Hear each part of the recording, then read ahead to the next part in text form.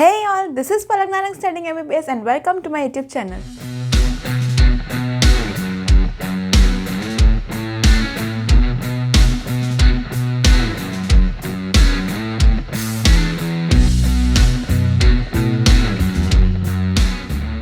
आज हम चालू करने वाले हैं ट्रांसपिरेशन के बारे में। उससे पहले हम करेंगे रूट प्रेशर। तो this is the fourth part of transport in plants. आगे के पार्ट्स नहीं देखे हो तो देख लेना।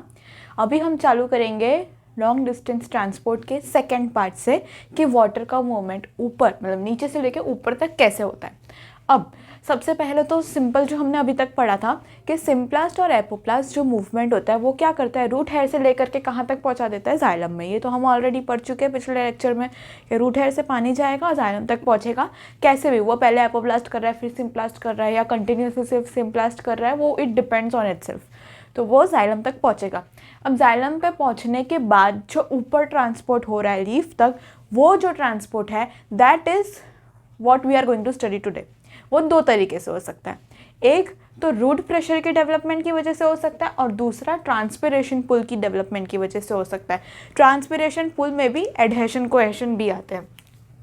मैं लिख देती हूँ कि दो तरीके से हो सकता है, एक रूट प्रेशर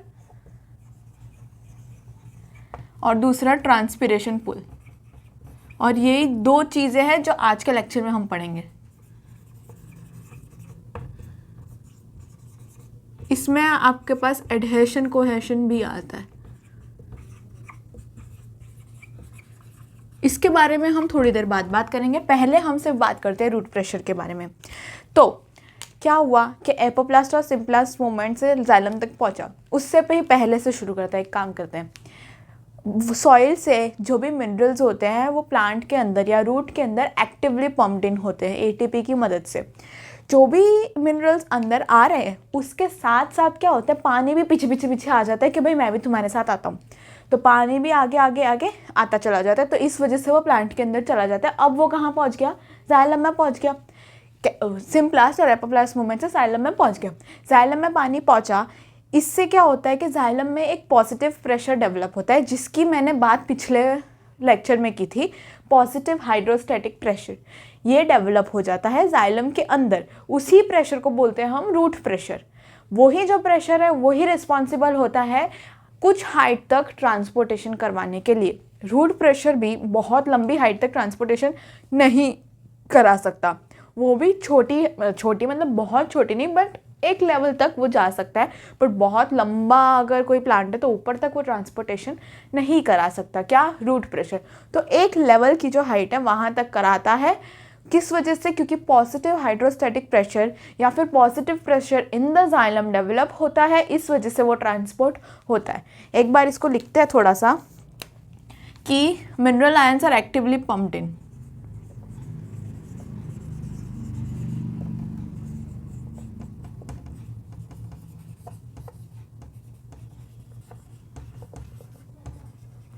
फिर उसके बाद वाटर फॉलोज द मिनरल्स, मतलब वाटर भी पीछे आ जाता है।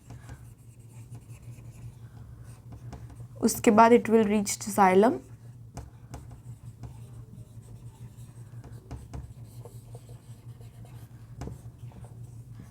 जाइलम पहुंचने के बाद जाइलम में जो प्रेशर होता है that is positive pressure is developed, which is also known as positive hydrostatic pressure.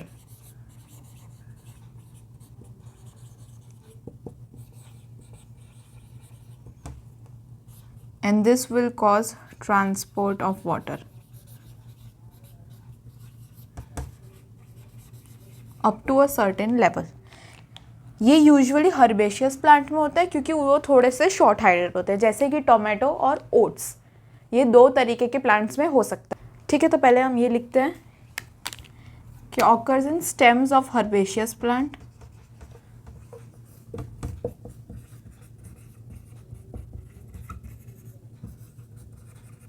दूसरा, ये तब होता है जब ट्रांसपिरेशन पुल नहीं होता। ट्रांसपिरेशन कब नहीं होता, जब सन नहीं होता। सन कब नहीं होता, अर्ली मॉर्निंग और नाइट।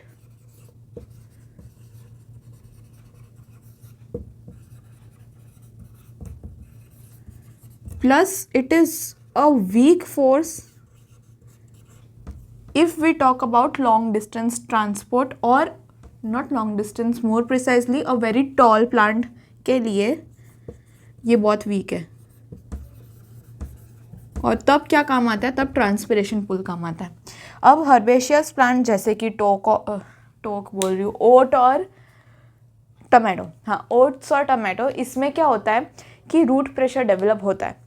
अब रूट प्रेशर ज़्यादा हो जाता है, ट्रांसपिरेशन कम हो जाता है, बहुत कम हो जाता है ट्रांसपिरेशन, इस वजह से रूट प्रेशर बहुत ज़्यादा हो जाता है। और इतना ज़्यादा रूट प्रेशर हो जाने की वजह से जो लीव्स है वहाँ पर से वो जो भी वाटर है वो बाहर निकल जाता है। वो वाटर बाहर एक ड्रॉपलेट के फॉर्म में निकलता है। और वो कहाँ से निकलता है, हाइडाथोड एक ओपनिंग है, वहाँ से निकलता है, जिसका पहले हम स्ट्रक्चर पढ़ेंगे हाइडाथोड का, उसके बाद मैं आपको बताऊंगी कि किस तरीके से ये निकल रहा है, तब तो आपको अच्छे से समझ में आएगा। चलो हाइडाथोड के साथ स्टार्ट करते हैं। उसके अंदर सबसे पहले तो मैं आपको हाइडाथोड के स्ट्रक्चर के अंदर मैं आपको 4 चीज़ें बताऊंगी। एक तो पोर इन एपिडर्मिस,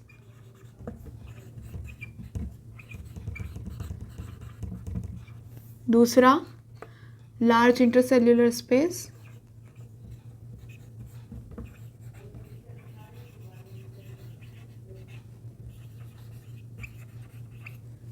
तीसरा लूज पेरेन्काइमल सेल्स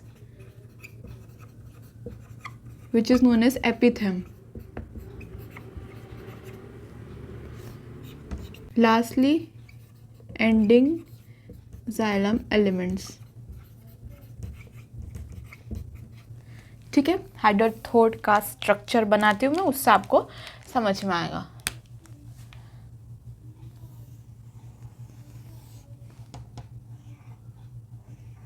मेरे साथ साथ बनाना है, शक्ल नहीं देखनी है, शक्ल तो दिख भी नहीं रही होगी, पर किसी और की भी शक्ल नहीं देखनी है, साथ साथ बनाना है इसको।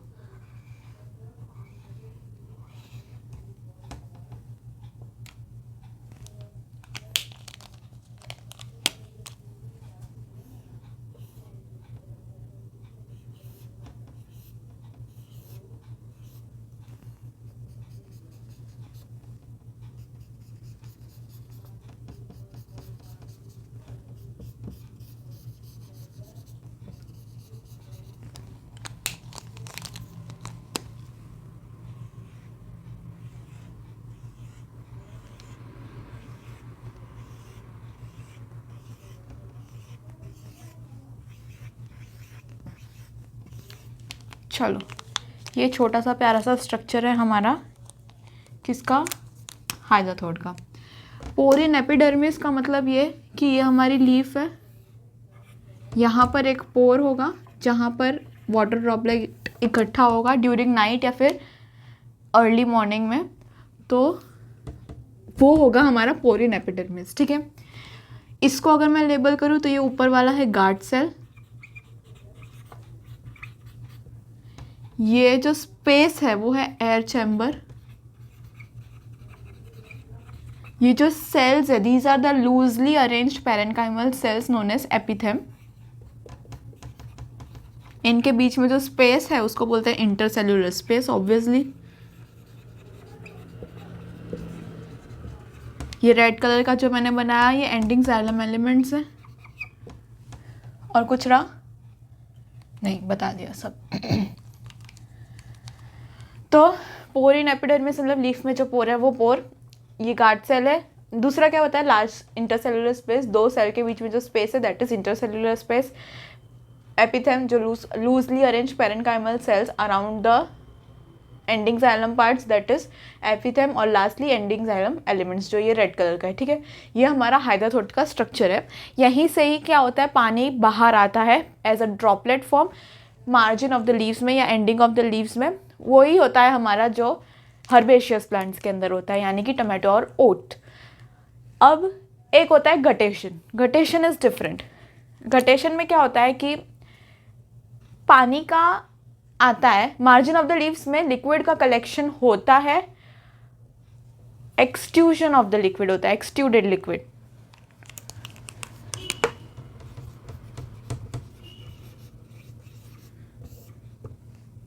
क्या होता है extrude, liquid droplet.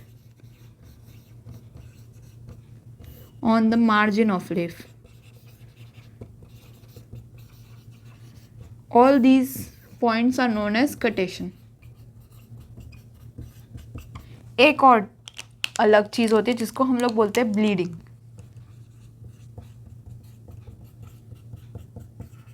Now bleeding is completely different from that of guttation. Guttation एक नेचुरल फिनोमिनन है, लेकिन ब्लीडिंग हम कराते हैं. कोई भी एक प्लांट की अगर हम लीफ को तोड़ते हैं, कोई भी नहीं, मतलब कोई एक सिलेक्टेड कोई लीफ को अगर हम तोड़ते हैं ना, तो उसके अंदर से लिक्विड बाहर निकलता है. तो वो हमने तोड़ा, इसके लिक्विड बाहर निकला, तो that is what you call as bleeding. वो भी प्रोसेस तो अंदर सेम ही हो रही है. ठीक है, अब हम पढ़ते हैं कि गटेशन में क्या क्या पॉइंट्स है, उसको पढ़ते हैं. ये बना लो पहले. अब हम पढ़ेंगे गटेशन के कुछ पॉइंट्स. तो चालू करते हैं गटेशन से. चालू तो कर लिया हमने, कंटिन्यू करते हैं गटेशन से. पहली चीज़, गटेशन का जो लिक्विड ड्रॉपलेट जो बाहर निकलता है, उसके अंदर organic and inorganic substances present होते हैं.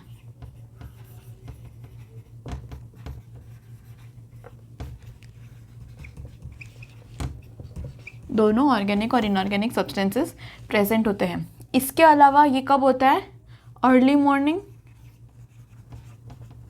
Same early morning and night. कब? जब ट्रांसपिरेशन नहीं हो रहा है. इसके अलावा ये तब होता है जब रूट प्रेशर बहुत बढ़ जाता है. तो increase in root pressure plus positive pressure developed in xylem, या फिर पॉजिटिव हाइड्रोस्टैटिक प्रेशर. एक और point, water comes out through हाइड्रोथोड.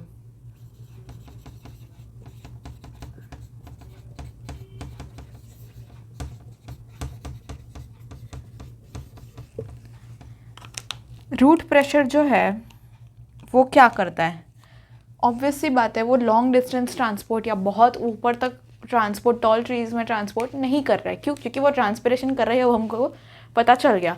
कहाँ तक कर सकता है root pressure transport? 10 to 20 metre के डिस्टेंस तक कर सकता है. इनफ नहीं है. 130-150 मीटर के जो प्लांट्स है, उसका क्या? उनको भी तो ट्रांसपिरेशन करना है ना. तो पहली बात तो मेजॉरिटी ऑफ द ट्रांसपोर्ट ये करता ही नहीं. मेजॉरिटी ट्रांसपोर्ट कौन करता है? Transpiration. So transpiration will do majority transport.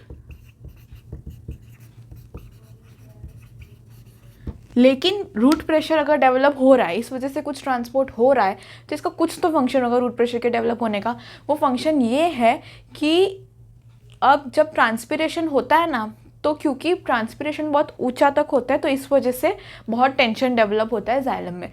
अब वो उस टेंशन को रिड्यूस करने के लिए प्लस वाटर की कंटिन्यूटी मेंटेन करने के लिए, ये दो फंक्शन है किसके? रूट प्रेशर के डेवलप होने के. तो कौन कौन से फंक्शन हुए रूट प्रेशर के? डिक्रीज द टेंशन, और दूसरा मेंटेन कंटिन्यूटी ऑफ वाटर. ये दो फंक्शन हुए रूट प्रेशर के. रूट प्रेशर के एक एक्सपेरिमेंट करते हैं जिसमें क्या करते हैं कि रूट प्रेशर को आप नीचे से कट कर दो, एकदम स्टेम के पास से कट कर दो. तो क्या होगा कि आप उसको खोल के देखोगे तो फिर उसमें के अंदर से जो वाटर है या उसके अंदर से जो लिक्विड है वो आपको बाहर निकलता हुआ दिखेगा. प्लस अगर आपको उसको मेजर भी करना हो ना, तो उसके ऊपर अगर रबर बैंड अगर ऐसे लगा दे और फिर ऊपर ग्लास ट्यूब में लेके आए, तो आप उसको फिर साइंटिफिकली या फिर उसको लैब में लेके जा कर के उसको मेजर भी कर सकते हो. उसको अगर आपको थोड़ा पढ़ना है तो पहले इसको ये लिखो, फिर मैं आपको वो समझाती हूँ आगे थोड़ा डिटेल में. यहीं पे बता देती हूँ. आपको क्या करना है, हर्बेशियस प्लांट लेना है. वो herbaceous plant should be well watered, अच्छा खासा पानी दिया हुआ होना चाहिए. सुबह के टाइम पे जो हर्बेशियस प्लांट है ना, उसको हॉरिजॉन्टली कट करना है 5 to 8 centimetre above the soil level. वहाँ पे हॉरिजॉन्टली कट करना है. तो आप देखोगे कि जो जाइलम का सैब है वो बाहर निकलता हुआ दिखेगा. ऑब्वियसली जाइलम से ही बाहर निकल रहा है वो लिक्विड.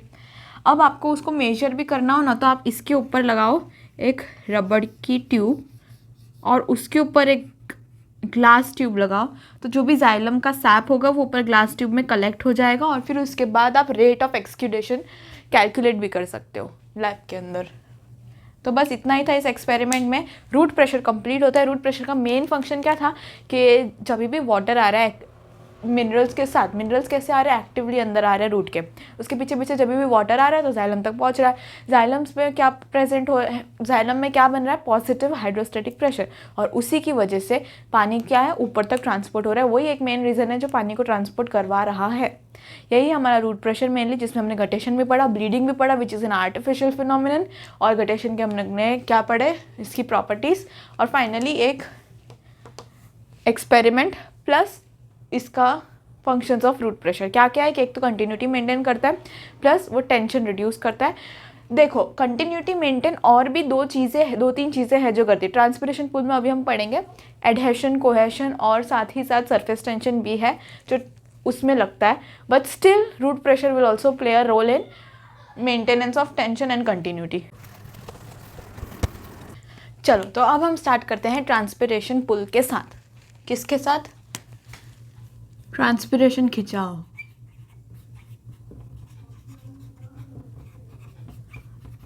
इसमें क्या होता है, 1 घंटे के अंदर अंदर पानी 15 मीटर ट्रेवल कर लेता है।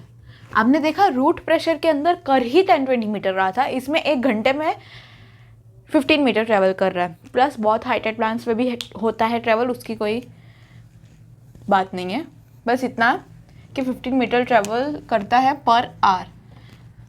दूसरा इसकी एक थियोरी है cohesion, tension, transpiration, pull theory. जितना बड़ा इसका नाम है उतना छोटा इसका काम है। Cohesion, tension, transpiration, pull theory, this was given by Dixon and Jolly if I am not wrong. Check कर लेना, जॉली तो राइट है, इसका मुझे याद नहीं है। जो भी हो इन्होंने दिया था, और इन्होंने क्या बोला है, बिल्कुल सिंपल सी बात बोली कि पानी जो है वो ट्रैवल कर रहा है ऊपर तक, और जो ट्रैवल पॉसिबल हो पा रहा है वो एक प्रेशर की वजह से, जो प्रेशर क्रिएट हो रहा है उस वजह से पॉसिबल हो रहा है। वो प्रेशर क्या है? ट्रांसपिरेशन पुल, जो हम पढ़ रहे हैं वो बिल्कुल साधारण सी बात है। नेक्स्ट पॉइंट बोलूँ तो ट्रांसपिरेशन में 100% ऑफ द वाटर, मतलब जितना भी वाटर लीफ तक जा रहा है that is 100% what we are going to consider. 100% of the water will go to the leaf. उसमें से less than 1% is the amount of water that is going to be used in photosynthesis and plant growth.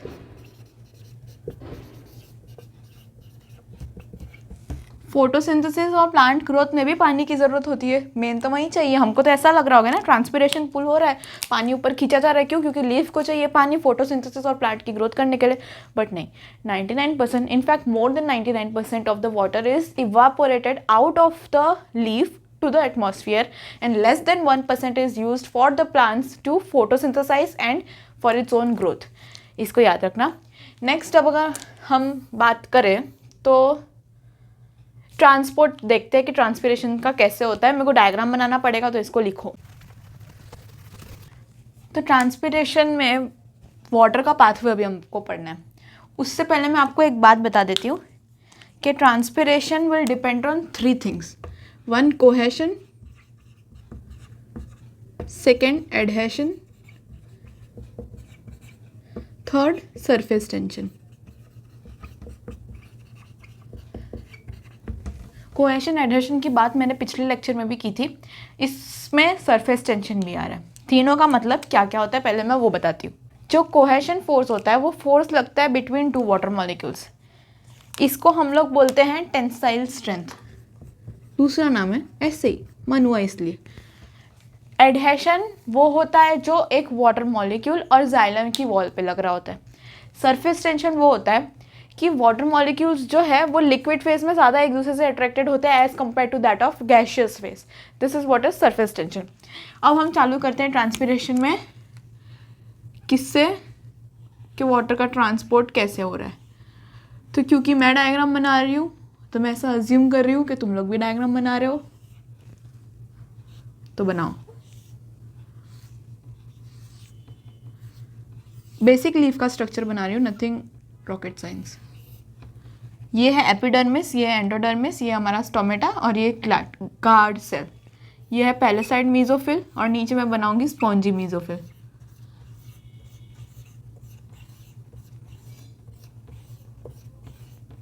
कुछ मैंने ऐसा नया नहीं बनाया, बचपन में हम लोग पढ़ते हैं लीफ का जो क्रॉस सेक्शन होता है सेम वही है।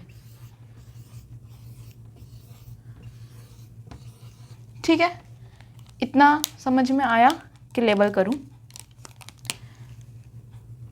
एपिडर्मिस कर ही देती हूँ जस्ट इन केस किसी को नहीं आया। एंडोडर्मिस। स्टोमेटा मैंने नीचे क्यों बनाया, ऊपर क्यों नहीं बनाया? क्योंकि ऑब्वियसली डॉर्सी वेंट्रल लीफ में नीचे की साइड पर स्टोमेटा ज़्यादा होता है। ये मीजोफिल, ये भी mesophyll, but this is palisade and this is spongy. बहुत गर्मी है भाई आज। चलो अब हम देखेंगे वाटर कैसे निकलता है बाहर। यहाँ पर है ना स्पेस जो होती है जिसको हम लोग बोलते हैं सब स्टोमेटल स्पेस, यानी कि स्टोमेटा के बिल्कुल अंदर की साइड में, तो सब स्टोमेटल स्पेस। यहाँ पे जो वाटर मॉलिक्यूल प्रेजेंट होते हैं that is present in gaseous form. ठीक है, एटमॉस्फेयर में जो वाटर प्रेजेंट होता है उसकी कंसंट्रेशन होती है लो एज कम्पेयर टू अंदर जो वाटर गैसियस फॉर्म में प्रेजेंट होता है, यानी कि वाटर वेपर। इस वजह से सब स्टोमेटल स्पेस में से H2O क्या होता है, बाहर आ जाता है। कहाँ पे? एटमॉस्फेयर में। एटमॉस्फेयर में वाटर वेपर बाहर आ गया, इस वजह से यहाँ पर क्या है, स्पेस खाली हो गई। ये गया मतलब स्पेस खाली, यहाँ पे आ गया H2O गैसियस। तो अब क्या होगा, यहाँ पे जो H2O लिक्विड का मॉलिक्यूल है वो यहाँ अंदर आना चाहेगा, इस तरफ आना चाहेगा। क्यों? क्योंकि यहाँ पे नेगेटिव वाटर पोटेंशियल क्रिएट हो रहा है। तो इसलिए वो नेगेटिव वाटर पोटेंशियल क्रिएट होने की वजह से पानी क्या है, वो पुल देगा, पुल क्रिएट करेगा, जिसकी वजह से अंदर अंदर से पानी आता जाएगा। एडिशनली यहाँ पर जो जाइलम प्रेजेंट होगा वहाँ से वाटर भी पुल की वजह से, जो ट्रांसपिरेशन पुल क्रिएट हो रहा है वो आएगा। मैंने क्या बोला कि यहाँ पे क्या था, H2O गैस। ठीक है, क्योंकि बाहर में एटमॉस्फेयर में वाटर वेपर कम था इसलिए H2O यहाँ से बाहर गया। इस वजह से यहाँ पे एम्प्टी स्पेस क्रिएट हुई, जिसकी वजह से नेगेटिव वाटर पोटेंशियल क्रिएट हुआ और इस वजह से ट्रांसपिरेशन पुल क्रिएट हुआ। इसलिए पीछे के जो वाटर मॉलिक्यूल्स है वो आगे आगे आते गए। अल्टीमेटली जाइलम से वाटर मॉलिक्यूल बाहर आया, जाइलम ने भी नीचे से पानी ऊपर ऊपर लेता गया, जिस वजह से नीचे पानी खाली रह गया। इस वजह से रूट हेयर बाहर से अंदर पानी ले रहा है, जो हम लोग ने पिछली बार पढ़ा था, पिछले लेक्चर में पढ़ा था कि कैसे ट्रांसपिरेशन पुल के through negative hydrostatic pressure create हो रहा है और पानी अंदर बाहर से अंदर कैसे आ रहा है वो हमने पढ़ा था। ये हुआ ट्रांसपोर्ट कैसे होता है, थ्रू ट्रांसपिरेशन, मतलब ट्रांसपिरेशन पुल कैसे क्रिएट होता है। अब हम फाइनली जो इतनी देर से बात कर रहे थे ट्रांसपिरेशन पुल के बारे में, अब फाइनली हम ऑन द टॉपिक आते हैं, that is transpiration. So heading दे दो, transpiration. Make sure to write in it bold letters. दिखना चाहिए यार, हमने नया अच्छा वाला टॉपिक चालू किया है। अब वो घिसी पिटी डेफिनेशन जो हम बरसों से पढ़ते आ रहे हैं ट्रांसपिरेशन की, loss of water from aerial parts of plant. कुछ नया नहीं था, बकवास, वही बकवास तो नहीं बोल सकते, बहुत इंपॉर्टेंट है डेफिनेशन के प्लांट के ऊपर वाले एरियल पार्ट से जो वाटर का लॉस होता है दैट इज ट्रांसपिरेशन। अब ट्रांसपिरेशन क्यों ज़रूरी है? 3 कारण है जिस वजह से ट्रांसपिरेशन ज़रूरी है। पहले तो मैं बोल देती हूँ कि किससे होता है, ऑकर्स थ्रू स्टोमेटा।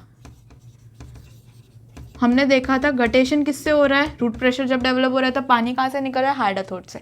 इसमें कहाँ से, स्टोमेटा से निकल रहा है। अब ट्रांसपिरेशन क्यों इंपॉर्टेंट है? 3 चीज़ों की वजह से इंपॉर्टेंट है। सबसे पहले क्योंकि पानी ऊपर तक जा रहा है, तो पानी जाता है तो ऑब्वियसली पानी की वजह से पूरे प्लांट में क्या होता है, लोअरिंग ऑफ टेम्परेचर।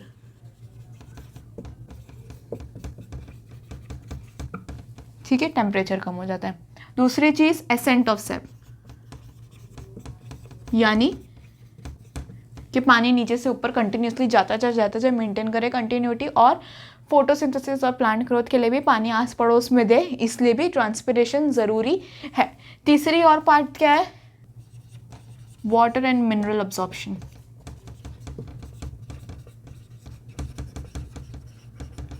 ये तो चाहिए हमें, नीचे सॉइल से ये चाहिए ही तो सही हम लोगों को फोटोसिंथेसिस और ग्रोथ करने के लिए।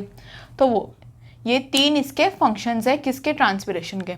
अब ट्रांसपिरेशन के टाइप्स देखते हैं। कितने टाइप्स होते हैं? 4 टाइप्स होते हैं। एक होता है स्टोमेटल, एक होता है क्यूटिकल, एक होता है लेंटिकल, एक होता है बार्क के थ्रू। ठीक है, ये 4 टाइप्स ऑफ ट्रांसपिरेशन है, जिसको हम पढ़ेंगे थोड़ी डिटेल में 2 मिनट के बाद। उससे पहले मैं आपको एक पॉइंट बता देती हूँ कि मान लेते हैं सिर्फ एक हाइपोथेटिकल डायग्राम है कि ये स्टोमेटा है। मान लो कि ये हमारा स्टोमेटा भाई साहब है। जब ट्रांसपिरेशन के थ्रू पानी बाहर निकलेगा गैसियस फॉर्म में ऑब्वियसली, सेम टाइम पे क्या होगा कि कार्बन डाइऑक्साइड बाहर से क्या होगा? अंदर आएगी, ऑक्सीजन क्या होगा? बाहर निकलेगी। हालांकि ये दोनों सेम प्रोसेस नहीं है, जो कार्बन डाइऑक्साइड और ऑक्सीजन ट्रांसपिरेशन के साथ बिल्कुल भी सेम नहीं है, बट स्टिल स्टोमेटा जब खुलता है तो सब कुछ साथ में ही बाहर अंदर आता है। उसके लिए कोई स्पेशल अलग से फोटोसिंथेसिस के लिए अलग खुलेगा, ट्रांसपिरेशन के लिए अलग खुलेगा, रेस्पिरेशन के लिए अलग खुलेगा, ऐसा कुछ नहीं होता है। जब ट्रांसपिरेशन हो रही है तभी साथ में ऑक्सीजन कार्बन डाइऑक्साइड एक्सचेंज कर लेते हैं। एक्सचेंज नहीं कहूँगी, ट्रांसपोर्ट हो जाता है। ठीक है, अब टाइप्स ऑफ ट्रांसपिरेशन पे बढ़ते हैं। उसके बारे में मैं बताती हूँ क्या होता है, फिर उसके परसेंटेज भी बताती हूँ, तब तक लिख लो। चलो let's just start with types of respiration. सबसे पहला हमारे पास कौन सा है? Stomatal respiration. I am so sorry, transpiration. दूसरा है हमारे पास क्यूटिकल रेस्पिरेशन, ट्रांसपिरेशन। तीसरा है लेंटिकल,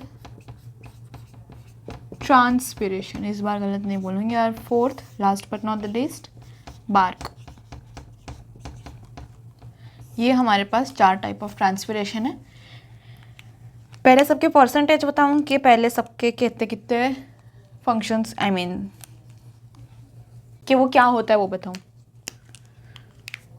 साथ में बता देती। चलो, स्टोमेटल ट्रांसपिरेशन मतलब as the name suggest, stomata के थ्रू जो ट्रांसपिरेशन हो रहा है दैट इज स्टोमेटल। अब जो 2 तरीके के लीफ होते हैं, एक डॉर्सीवेंट्रल और एक इप्सिलेटरल। डॉर्सीवेंट्रल लीफ किस में होता है? डाइकॉट में। उसमें ऊपर की साइड भी होती है, नीचे की साइड भी होती है। तो नीचे की जो साइड होती है वहाँ पे स्टोमेटा ज़्यादा प्रेजेंट होते हैं, इसलिए वहाँ से ज़्यादा ट्रांसपिरेशन होता है। स्टोमेटल ट्रांसपिरेशन वहाँ से ज़्यादा होता है। ऑब्वियसली जहाँ स्टोमेटा ज़्यादा वहाँ ट्रांसपिरेशन ज़्यादा। तो ये डॉर्सीवेंट्रल लीफ का केस है। सेम टाइम पे इप्सिलेटरल लीफ का क्या होगा कि कोई प्रॉब्लम ही नहीं है, आगे दोनों साइड पे सेम अमाउंट ऑफ स्टोमेटा होंगे, सेम अमाउंट ऑफ ट्रांसपिरेशन होगी।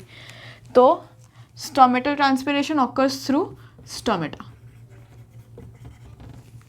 इसकी ये मैक्सिमम स्टोमेटल ट्रांसपिरेशन ही होता है। इसकी परसेंटेजेस 50 to 97%।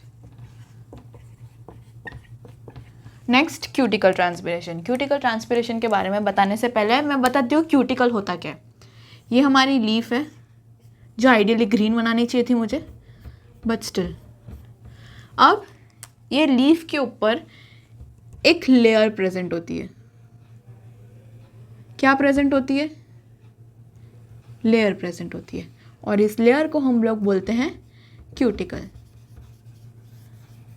अब क्यूटिकल का एक्चुअली फंक्शन क्या होता है कि क्यूटिकल क्या एक ऊपर एक वैक्सी लेयर बना देती है लीफ के ऊपर, जिसकी वजह से वो चाहती है कि ट्रांसपिरेशन कम हो, स्टोमेटा बंद रहे थोड़े टाइम तक। बट लेकिन क्या होता है, क्यूटिकल के कुछ ऐसे क्रैक्ड पार्ट्स होते हैं ना, वहाँ से जो ट्रांसपिरेशन हो जाता है ना, उसको हम लोग बोलते हैं cuticle transpiration, which accounts for nearly 3 to 10%।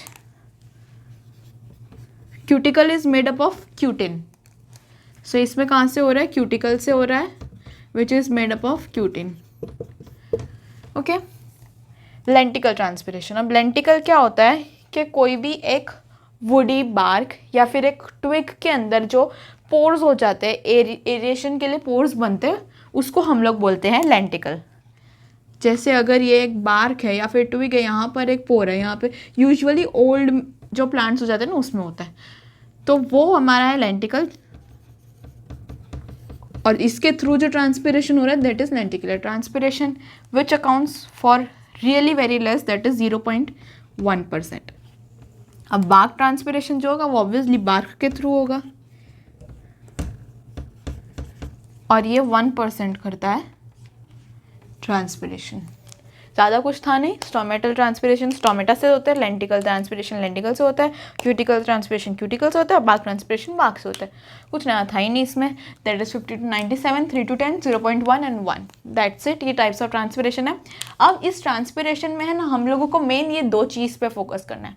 पहला स्टोमेटल ट्रांसपिरेशन और लेंटिकल ट्रांसपिरेशन, मतलब कि हम थोड़ा अभी स्टोमेटा के बारे में पढ़ेंगे, उसके बाद लेंटिकल के ट्रांसपिरेशन के बारे में भी थोड़ा सा पढ़ेंगे, उसके बाद हम आगे बढ़ेंगे। इस जो आज का जो लेक्चर होगा ना उसमें मैं ज़्यादा कुछ नहीं पढ़ाने वाली, सिर्फ स्टोमेटा का स्ट्रक्चर पढ़ाने वाली हूँ। वहीं से आगे हम कंटिन्यू करेंगे नेक्स्ट लेक्चर में, तो पहले मैं वो पढ़ा देती हूँ। तो स्टार्ट करते हैं हम स्टोमेटा के साथ, स्टोमेटा के स्ट्रक्चर के साथ। उससे पहले स्टोमेटा के बारे में बताऊँ 2 लाइनें कि सबसे पहले तो वो एपिडर्मिस पे एक अपर्चर प्रेजेंट होता है, ऑब्वियसली क्योंकि एपिडर्मिस में इसलिए होगा क्योंकि उसका ट्रांसपोर्ट कराना है, तो वो एक as an aperture it is present usually या तो यंग ग्रीन स्टेम पे या लीव्स पे। दूसरी बात ये कि ये 2 तरीके के हो सकते हैं इसकी जो गार्ड सेल्स है, एक किडनी शेप्ड भी हो सकते हैं और एक डम्बल शेप्ड भी हो सकते हैं। डम्बल शेप्ड उसमें होते हैं जिसमें मोनोकॉट में डम्बल शेप्ड होते हैं और डाइकॉट में किडनी शेप्ड होते हैं। तो इसी के साथ मैं चालू करती हूँ ड्रॉ करना। We are going to start with structure of stomata. मेरे साथ साथ ड्रॉ करना, ज़्यादा कुछ इसमें ज़्यादा नहीं पढ़ाऊँगी, थोड़ा सा ही है। एंड आई थिंक आपने ये पढ़ा भी होगा बचपन में कभी।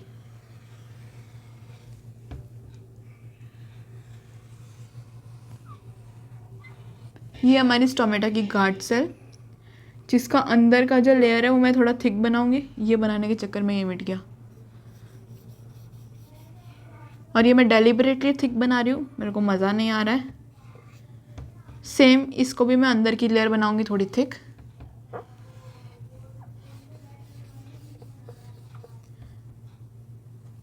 अगर हम बाहर से देखें इस टोमेटो को, तो बाहर की तरफ उस टोमेटो बेसिकली गार्ड सेल को, तो ये माइक्रोफिब्रिल्स प्रेजेंट होते हैं, लेकिन अंदर से देखें तो इसके अंदर क्या होता है, क्लोरोप्लास्ट प्रेजेंट होते हैं।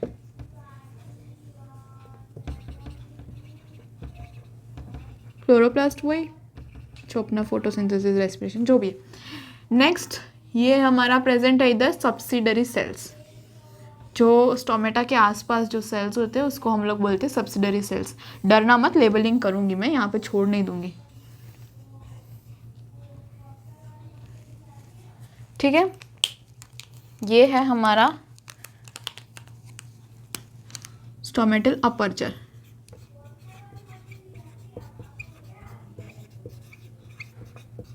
जहाँ से वाटर, ऑक्सीजन, कार्बन डाइऑक्साइड जो भी है अंदर बाहर करता है, that is stomatal aperture. Guard cell है ये 2 जो किडनी शेप्ड है, that is guard cell. Kidney shaped होते हैं डाइकॉट में और मोनोकॉट में होता है डम्बल शेप्ड। गार्ड सेल के अंदर ये जो है ये माइक्रोफिब्रिल्स है। क्या है? माइक्रोफिब्रिल्स। और ये जो मैंने बनाया ये है क्लोरोप्लास्ट। गार्ड सेल की जो अंदर की लेयर होती है that is inner thick and elastic layer. बाहर की जो लेयर होती है that is outer thin layer. उसको थिक होने की ज़रूरत इतनी नहीं है। बाहर जो सेल्स प्रेजेंट होते हैं उसको हम लोग बोलते हैं सब्सिडरी सेल्स, ठीक है। कुछ और बाकी रहा?